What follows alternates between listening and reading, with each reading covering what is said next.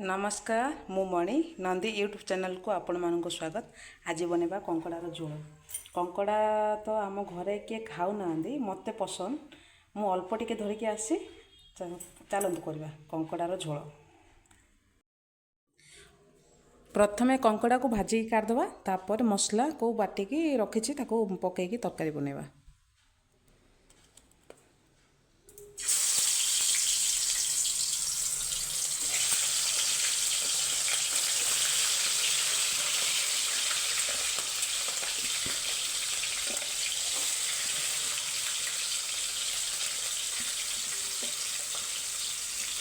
मो छोट छोट दीटा माछ थिला मु धरिकी पळि आसी सेथिरे पकेदवा।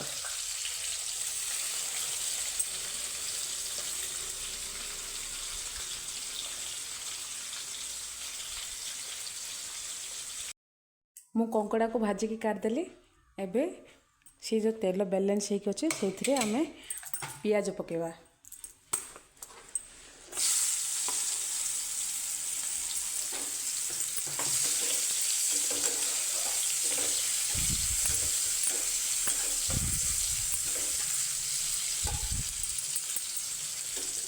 ए पियाज रे हलदी गुंड मर्च गुंड आउ टिके कसिला परे मसला पकेवा।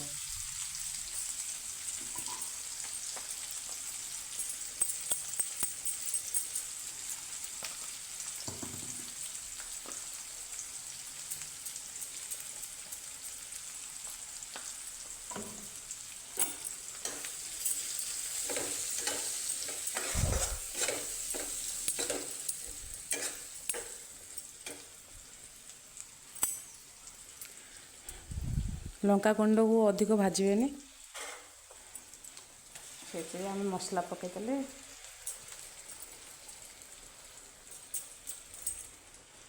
एथिरे मु अदा रसुण पियाज और चिकेन मसला को पकईकी बाटिकी रखी।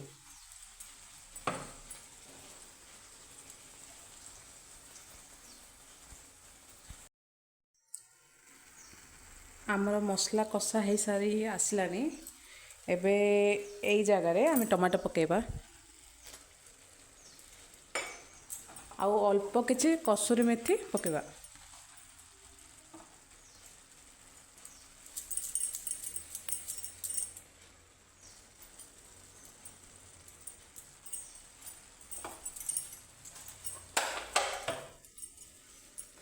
आकु 5 मिनट टिके कषिबा।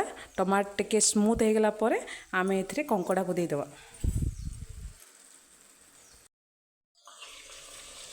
चलतु देखा कि ना नाई। हाँ टमाटो सिझी गला।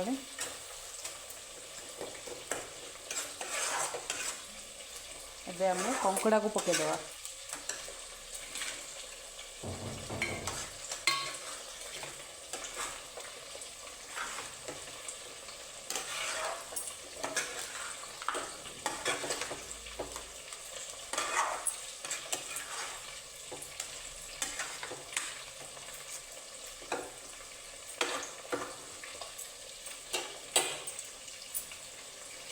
जाल टिके मु स्लो रे ही करछि।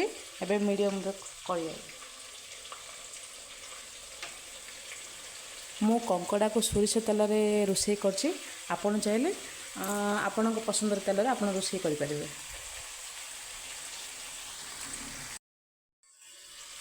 एबे आमे पानी दबा। मते झोल दरकार मु टिके अधिक पानी देबे। आपन जदि झोल कम दरकार थिबो आपन ताको देखिकि पानी देबे। एथिरे कंकड़ा रखिथिली सेई कंसारे ही पानी मु पकाउछि।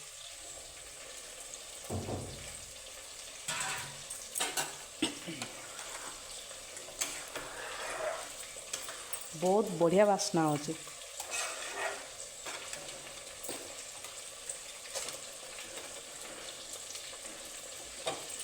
एथिरे आमे स्वाद अनुसार लुण पकेबा।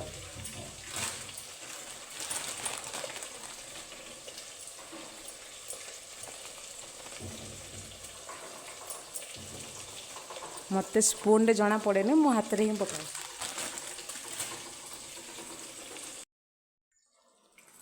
ଆମର ହେଇ ଆସିଲାଣି ଏବେ ଲାଷ୍ଟ ଫାଇନାଲରେ ଗୋଟେ ହିଁ ଜିନିଷ ପକାଇବା କହଳିଆ କହଳିଆ କରି ପତ୍ତା ମୋର ଫେଭରେଟ୍।